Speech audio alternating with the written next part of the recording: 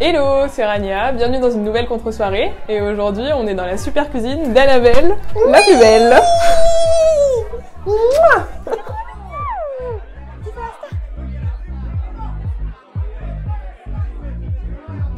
Hello Annabelle, comment ça va vraiment aujourd'hui? Aujourd'hui, je me mettrais un 8 sur 10 sur comment ça va. Alors je sais que tu as un rapport pas ouf avec les études, est-ce que tu serais d'accord pour nous en parler?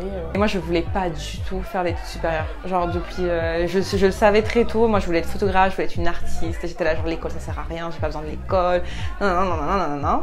Et je me voyais pas faire des études supérieures parce que pour moi ça menait à aucun métier qui m'intéressait en fait. Mais que j'ai quand même fait une école de photo pendant genre presque un an, parce que je l'ai arrêté en cours de chemin. Tu as décidé d'arrêter tes études et comment ils ont réagi, tes potes, ta famille autour de toi et même toi? Est-ce que ça t'a pas fait peur au final de te lancer comme ça dans l'inconnu sans filer de secours? J'avais personne autour de moi qui avait fait des études. D'accord. Donc pour moi ça faisait pas du tout partie du processus de la vie.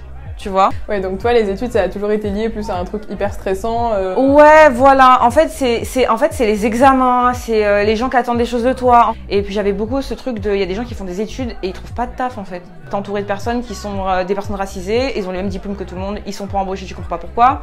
Moi, très jeune, on m'a dit, mets pas là où tu vis sur ton CV, mets seulement la ville parce que sinon tu seras pas embauché, peu importe le diplôme que t'as. Et en fait, je me suis dit, mais à quel moment je vais essayer de plaire à des objectifs, enfin, atteindre des objectifs dans lesquels on ne m'attend pas en fait, on n'a pas envie de m'y voir. Pendant justement tes 8 mois, 9 mois de photos, tu te sentais comment? T'étais à l'aise? Est-ce qu'il y a eu des moments où ta santé mentale n'était pas au top? J'avais beaucoup d'angoisse, j'étais très stressée, mais je l'avais tellement acquis comme un trait de ma personnalité que pour moi, être stressée, c'était un trait de personnalité. Mais vraiment, je disais non mais moi je suis pas stressée, je suis prévoyante. Et d'ailleurs on me l'a répété depuis que je suis petite, ouais mais toi Annabelle t'es quelqu'un de stressé. Ok, je suis quelqu'un de stressé, on va faire avec, on va voir comment ça peut nous servir. Et en fait personne m'a expliqué que je pouvais vivre sans cette angoisse perpétuelle du matin au coucher. Genre vraiment. Et donc pour moi j'allais bien. Et vraiment j'allais bien. Tu t'en es rendu compte du coup que ça allait pas? Ah bah j'ai fait une dépression. Ouais, bah ouais, plusieurs années plus tard en plus, hein, vraiment très longtemps plus tard, j'ai fait une dépression et après on m'a dit mais en fait t'avais un trouble anxieux. Et quand t'as un trouble anxieux, la dépression c'est la suite. Et j'étais là genre, mais j'ai un trouble anxieux depuis quand? Parce que moi j'ai l'impression d'être stressée depuis toujours. On m'a dit bah c'est possible que tu l'aies depuis que t'es 5 ans. Et j'étais là genre, ok, trop bien. Ouais, personne m'avait prévenu, tout le monde m'a dit que c'était ma personnalité, tu vois. Tu disais tout à l'heure que tu voulais pas justement essayer de viser des buts où on t'attendait pas, où on voulait pas de toi. Est-ce que quand même tu t'es déjà retrouvée dans un endroit où tu t'es dit punaise mais tout le monde a le même vécu et moi je me sens à part, t'es la seule personne racisée ou t'es la seule personne qui venait pas de tel milieu social? Ouais, dans le milieu des réseaux sociaux, j'ai senti très vite la discrimination, le fait d'être, tu sais genre, c'est con à dire mais tu sais t'as plus d'abonnés que la majorité des gens qui parlent du même sujet que toi, mais toi t'as pas d'opportunité de travail du tout. Pour l'estime de soi, pour l'estime de soi c'est vraiment pas... C'est vraiment pas facile, s'aimer pour s'accepter, pour s'assumer dans son entièreté, c'est vraiment pas facile. Et en plus, genre moi, je suis une meuf racisée qui vient de banlieue, et en plus, je suis pas hétéro. Ah, j'étais là, je me suis dit, ça je vais le cacher jusqu'à, parce que je me suis dit, ça avait trop de problèmes là, oh là, ça on verra ça plus tard. Moi je m'étais vraiment dit ça, je m'étais dit, oh ça on verra ça plus tard. Même dans ma vie, je me suis dit, on verra ça plus tard, parce que j'ai pas la capacité mentale de tout processer là. Ouais. Vraiment, c'est comme si inconsciemment tu te disais, ok, dans la poche, ça c'est un problème, hein. La personne que tu es devient un problème, que tu dois ranger, et on verra ça plus tard. Et du coup, en fait, bah tu souffres, mais à petit feu, tu vois. Du coup, pendant tes études, est-ce que tu as trouvé des gens à qui parler de ta santé mentale, de ton stress, de tout ce qui se passait? Non. Ah, pas du tout. Non, pas du tout. Mais j'ai réussi à transformer ça en atout à plein de moments. Jusqu'à la dépression. Et alors là, en fait, c'est le moment où tu gères plus. Ce qui était... Moi, j'étais vraiment une contrôle freak. Vraiment, je voulais tout contrôler, je contrôlais tout. C'était ma manière de pallier à l'angoisse. Et quand tu tombes en dépression, tu contrôles plus rien. C'est tes émotions qui se lâchent. C'est tu pleures, tu t'énerves, tu t'es désespéré, t'arrives plus à te lever. En fait, tu contrôles plus rien. Et quand t'as plus tes mécanismes de contrôle, bah, tu sombres encore plus. Et donc là, t'as pas le choix en fait. T'es obligé de t'exprimer, t'es obligé de dire voilà, bon là je suis en train de péter les plombs.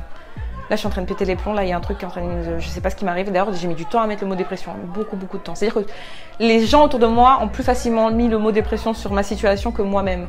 Moi, je me disais, c'est un down, c'est une période difficile, ça va pas, ça va vraiment pas. Je vais très très mal, mais le mot dépression, je refusais de le mettre dessus. C'est dur de mettre même son ego de côté et de se dire, oui, bon bah là, voilà, ça ne va pas et j'ai besoin d'aide. Le fait que tu aies envie de voir une psy, est-ce que... Parce que moi, je sais que par exemple, dans ma communauté, la santé mentale, c'est un truc de blanc. Ouais. On allait voir un psy, genre j'ai dû mettre 3 ans.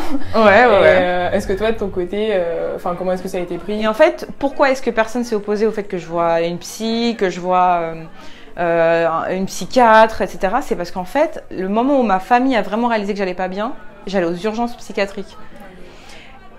Et tu dis pas à quelqu'un de pas aller aux urgences en fait, parce que en fait, c'était après des petites vacances où j'arrêtais pas de dire que j'étais au bout de ma vie, je pleurais tous les jours. Je commençais les antidépresseurs et je pleurais tous les jours. J'étais désespérée. Et c'est ma pote Caro, que j'aime d'amour, qui m'a dit « Qu'est-ce que tu vas faire une fois qu'on sera rentré de vacances ?» Et j'ai dit « Je sais pas ». Elle m'a dit « Dis la vérité, je peux pleurer là. » Non. Elle dit « Dis la vérité » et tout ça. Et je dis « Franchement, je pense que là... je vais pas tenir. Sous-entendu, je vais pas rester vivante, tu vois. » Et elle me dit, on ira aux urgences. On ira aux urgences, t'as pas le choix.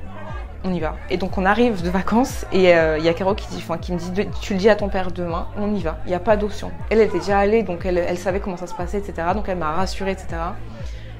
Et le lendemain, ils m'ont accompagnée en voiture.